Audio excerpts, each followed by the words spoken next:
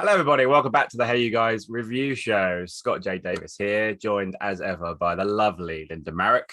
Hello. How are you? I'm very well. It's been a hot minute since we did this. Yeah, I know. It's been a hot minute, but you know, been a while. Life gets in the way. We try and do it as much as we can, but we have been away for a little while, but we've tried our best. But we are back now because we wanted to talk about, as you can tell by my glasses, Doctor Strange in the Multiverse of Madness. No, of course we're not going to talk about Doctor Strange. We're going to talk, of course, about Top Gun Maverick in cinemas Wednesday, May the 25th, 27th in the US. We get it early. Isn't that lovely? And we thought, since we were lucky enough to see it early, I think a lot of critics have been very lucky over the last month to see it quite early. Obviously very confident, and it's been finished for a long time. So it seems. I actually know people who saw it over a year ago. So when it was supposed to be coming out. There you go. Madness. Hence the glasses, which I wore last night at the premiere, which I was at. But I am going to take them off because they're very reflective. And also, I haven't got contact lenses in and I can't see it. So I'm going to swap. I'm going to swap over from my glasses.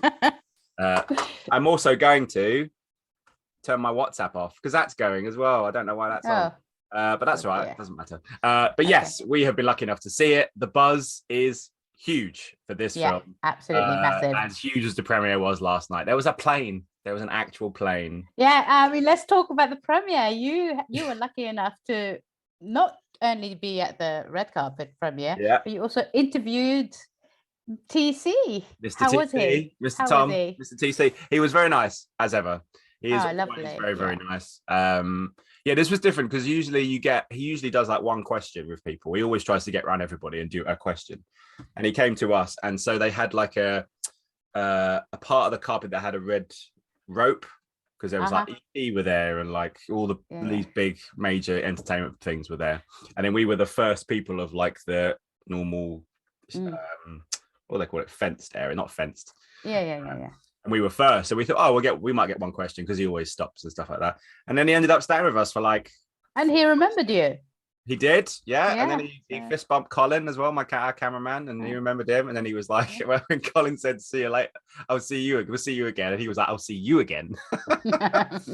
But he's very nice. We spoke to him. We spoke to Miles Teller, Christopher McQuarrie, who I love. I've spoke to a few times before.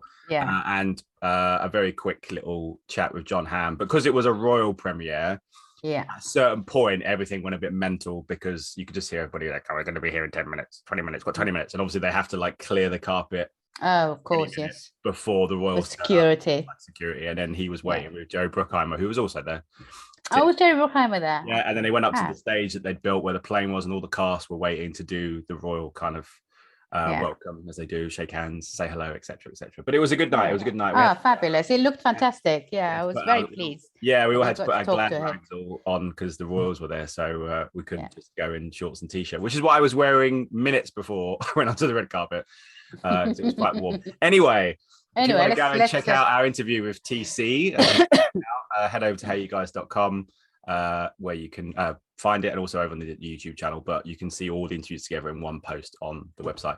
And also make sure you subscribe and like this video and leave your comments. Let us know what you think of Top Gun Maverick once you've seen it. Lots of people have seen it. Hopefully lots of you will go and see it as well because it deserves to be seen on the biggest screen you possibly can find. Absolutely. 100%. We're going to talk about it now. Linda, we were at the same screening. Yeah, we were. Lots of critics were in there, and generally the reviews that came out of that and the reviews that have come out since have been overwhelmingly positive, which I have to say I wasn't expecting it to be A, that good, and B, to get that kind of reception. I was kind of curious about it in the sense that it's been a long time, and sequels that take a long time don't necessarily do that well, but this seems quite fitting that the wait is worth it. Well, I think I kind of knew that it was going to get like really good reviews because I'd heard some people who'd seen it. Yeah, it was very positive. And I actually couldn't believe that it could be that good, to be honest with you. But it's better than the original, I have to say. And it, really not surprised. I think people really wanted this to do well because it's a big movie. And I think also the ethos, I mean, Tom Cruise's ethos of going on about how films should be watched on big screen all the time, and I think he's basically a single man in a battle against all the streaming giants, and I respect that a lot, and I think that's where sort of that kind of sentiment for him and his film has in the end, worked out, and I'm actually really pleased for this, for him and for the film and for the film industry in general, really. Yeah, he is an entity unto himself. There's no one else. I was thinking about this last night about all the big stars. Everyone else has gone to streaming, whether it's inadvertently because of the pandemic, that's out of their hands, that's different. But he's the only one I could think of that is not with streaming. Obviously, he's got this deal with Paramount anyway, and he's very much Paramount's big dog in that sense, in terms of a movie star and everything else. But he's the only one. And with this, could have been quite easy for anybody else to go, yeah, let's just get it out there. Let's get it on streaming. Let's put it in cinemas when they reopen. And Tom Cruise, being Tom Cruise, was like, absolutely not. Hey, genuinely, like cinema, really, whenever we can possibly do it. Yeah, I agree with him. For sure.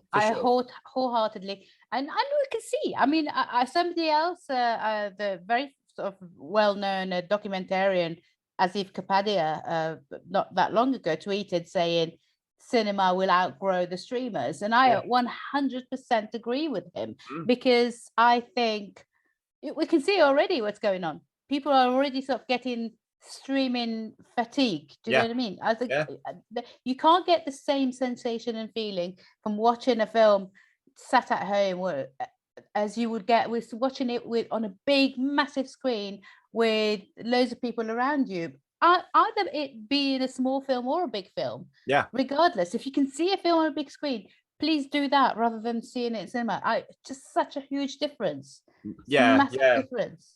I know people say that, don't they, about particularly with Top Gun and obviously Jurassic Park's coming out and blah blah, about seeing it on the big screen. It's like, but I want to see all films on big screen. Like this week, absolutely, there's a great film this week called The Innocents that's coming out. Oh yeah, go and see that in the cinema. Go and see it in the cinema. It's a film. Go and see it in the cinema. And I think it's also interesting that this is not about Top Gun, but how Netflix, obviously they've lost a lot of subscribers, which I guess they were going to because everyone's gone back to work and people got it because of the pandemic, etc. But that they're looking at something like Knives Out 2 to go into cinemas for 45 days before it goes on, which they haven't done before. But that's how it's I think that's how it's going to go. Apple are going to do the same. Amazon Prime, I guess, is a little bit different because of how they deliver stuff, and they tend to not do it the same way. But again, I think you're right. I think the streamers. It has to be, and also, in my opinion, also the mystique is broken when you can access something from home. It feels like you've not really worked hard enough for it to get to the point of watching this really long-awaited thing. Do you know what I mean? Like I as much as I think Scorsese was right to work with Netflix on The Irishman, I think the film would have been maybe a bigger spectacle if it had gone only onto the cinema, to the big screen. Generally, I think that's what I think. But then they are making films, and I guess it's the debate of, as much as people want cinema and stuff, do general audiences go to the cinema enough for films like The Irishman, Scorsese's new film? Some of these comedies that used to be huge box office bonanzas just don't do what they used to do. I don't know. It's a double-edged sword, but I always think things should be seen in the cinema. Even the Netflix films that are on during the pandemic, like the Chris Hemsworth film Extraction. That we reviewed. That was a Netflix film. That's how they do it. But that would have been a great little action film to see on the big screen. All the sound and everything going great, but it was we were during the pandemic. I also feel like, and not to go on too long because we're only here to review Maverick, but not to go on, I also feel even you mentioned the big comedies that are going on to streamers. I think you need to be in a big screen with loads of people around you to enjoy comedy. Well, I mean, laughter.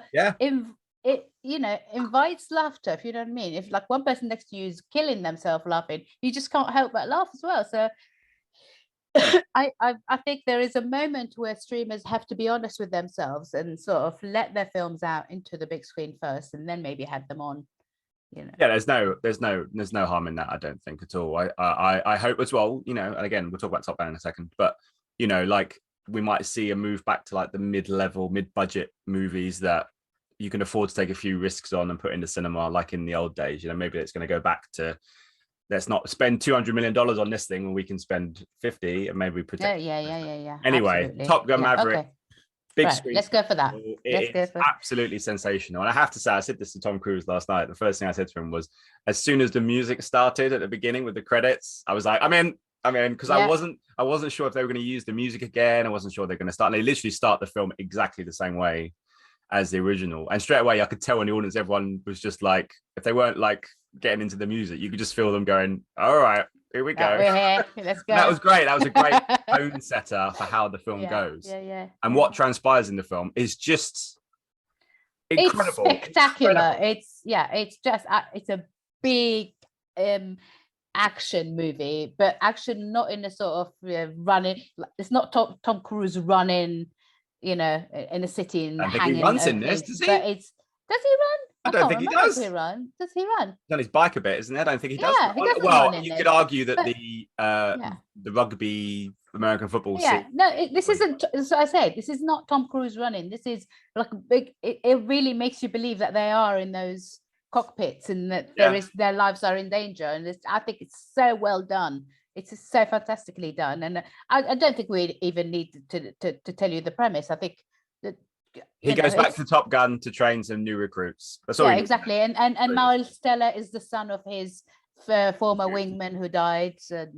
And Goose, is that right? Goose, and Val Kilmer's in it as well, and he has Val Kilmer is in it, very briefly.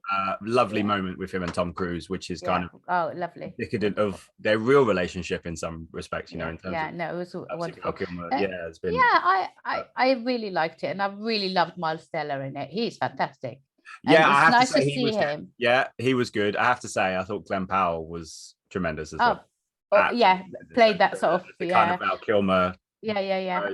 I mean, you could, if you wanted to be snobby about it, you could see that it's almost a blueprint of the sequel was almost It runs in parallel with the. It's what you want from a sequel, but what it does is it doesn't retread things in a negative way. It retreads things where it needs to retread things, but it's got all this amazing new stuff. I mean, like you said, the flight stuff, the fight sequences. Oh my god! Yeah, incredible. It's real. I think people have maybe taken it too far in that they were flying the planes themselves. I think they maybe did, but some of it is obviously, but it's filmed for real. They are in those planes, whether they're flying. Tom Cruise is flying his planes. Let's be honest with that, because he's a pilot.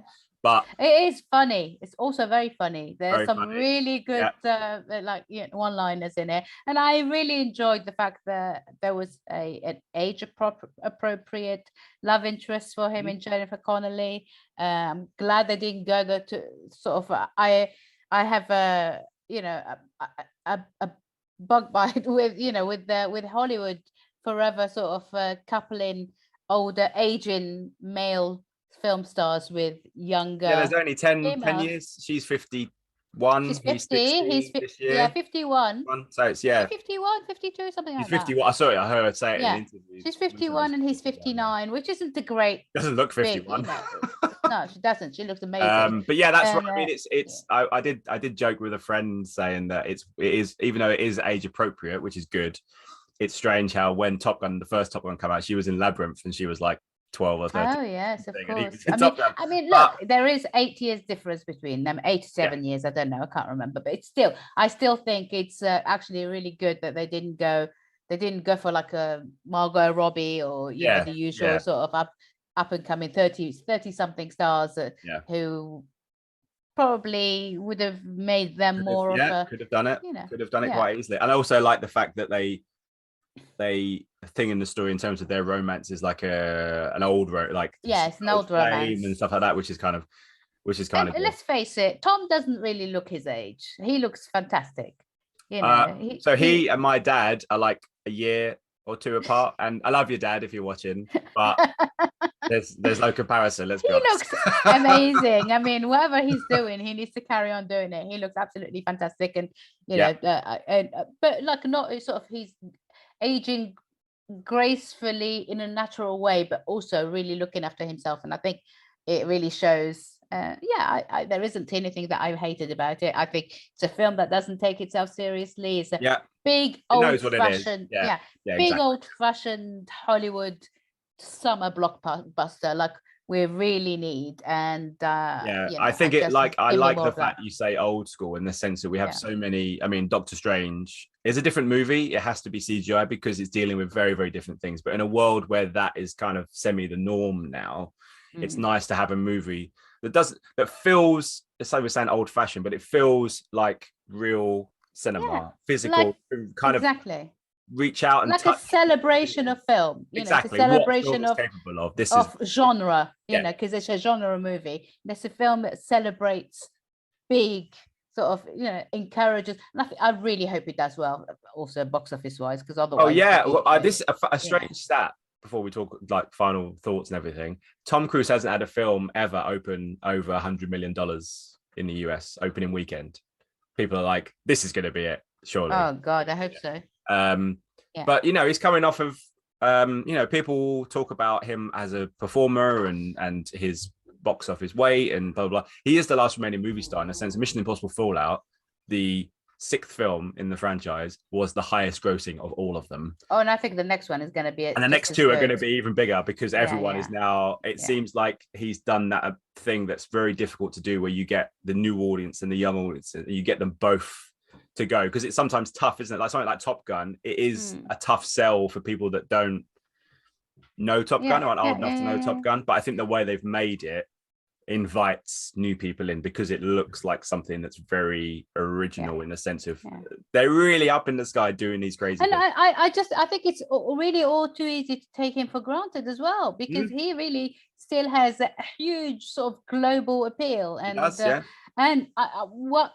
you know me, I'm a massive Tom Cruise fan. I'm forever, even when sort of others haven't been convinced by certain things in his career, I have always sort of fought for his, I genuinely think because he's so open about wanting to support the continuation of films being in cinema. I think we should all really support his film and sort of, like we were talking about sing his praises. I genuinely really love what honestly, everything he has said throughout this campaign, this publicity campaign, to do with seeing films in the cinema, I've agreed with 100%, and I hope he carries on doing that. I think it's good that we have someone like him as well, because we're talking about streamers. I don't know what the landscape would look like without someone like him and people like Martin Scorsese and the people who, and Nolan and Tarantino, who want cinema. It's where you should be. Streaming is not necessary. Streaming isn't bad, but it isn't their first choice. As you said before, with Scorsese, if he could have if someone could have given him the money to make The Irishman a studio, he would have done it with them. But no one wanted to give him that much money for that kind of film. Which makes his comments about Marvel.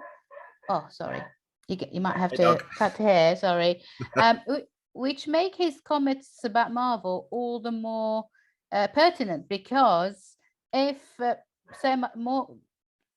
wasn't so much money being pumped into these big superhero movies, there'd be a little bit left over for films by Scorsese, who actually makes a little bit more money, but and of course they all come from a place in time where those things didn't really exist. There was Star Wars, and Star Wars was a surprise hit, same as Jaws. They were surprises. They weren't, and it wasn't every week, was it? It wasn't every month. It wasn't every month. It's a bit, getting a bit of a Marvel fatigue right now. So I think everyone's got a little bit of Marvel fatigue. I think let's park it. I'm still excited to see things, but it's a lot now.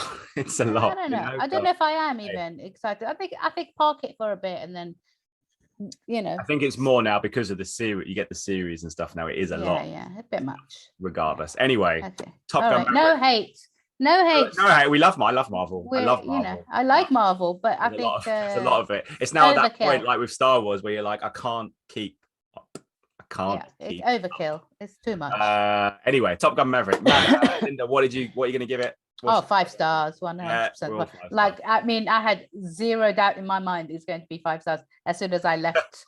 I will say that I'll put this on record because I spoke to a friend of mine, and so she hears this. I was going to give it 4 stars. I wrote my review, and I was like, no, it's 5 stars. Oh, good. So I changed my mind. I'm not a liar, but I gave it 5 stars in the end because hugely deserving of that 5 stars. I don't think I've had that. But sometimes a film like that, even if it's like it's a bit contrived, even if it's got some things that don't 100% work, you actually forgive that because the spectacle is enough for you to go for your 5 stars, and you don't need to sort of apologize. Also, with giving 5 stars in reviews and stuff, 5 stars doesn't necessarily mean perfection. Perfect, yeah.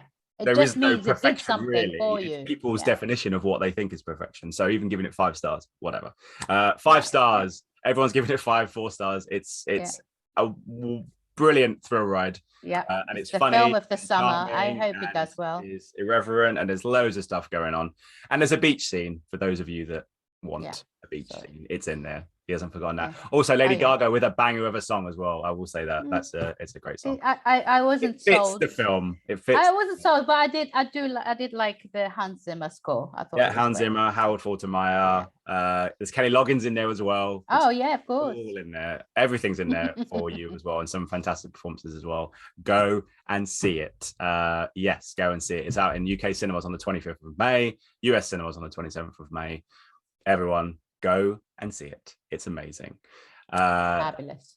If you don't already, as I said at the top of the show, make sure you like and subscribe to HeyUGuys YouTube channel. Make sure you bookmark the website and all the things in between. We're on Instagram. We're on TikTok now. It's a bit slow because we're old farts and we don't know what we're doing, but we'll get there. Oh, I know what I'm doing. That you know.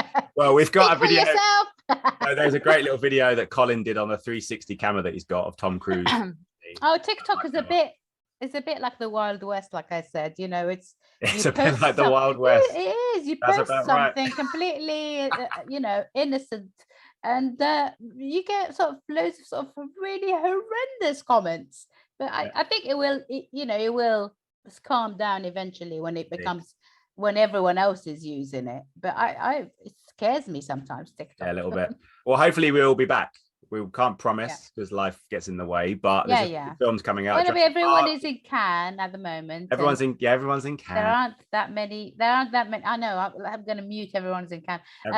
There aren't that many big sort of movies coming out. No, I think Jurassic Park for a while. Jurassic Park's next month. Minions is soon. Lightyear's next month. I think the next one we might talk about is Alex Garland's Men. Oh yes, of course. Yeah. I haven't seen it yet. Well, yeah. When it comes out. Anyway, we can't promise. We won't promise, but we will be back at some point. Okay. So we will see you very, very soon. Thank you for joining us. And we feel the need for speed. Ladies and gentlemen, you're watching HeyUGuys. HeyUGuys, huh? Is that from the Goonies? It is indeed, yeah. Nice. Hey, you guys!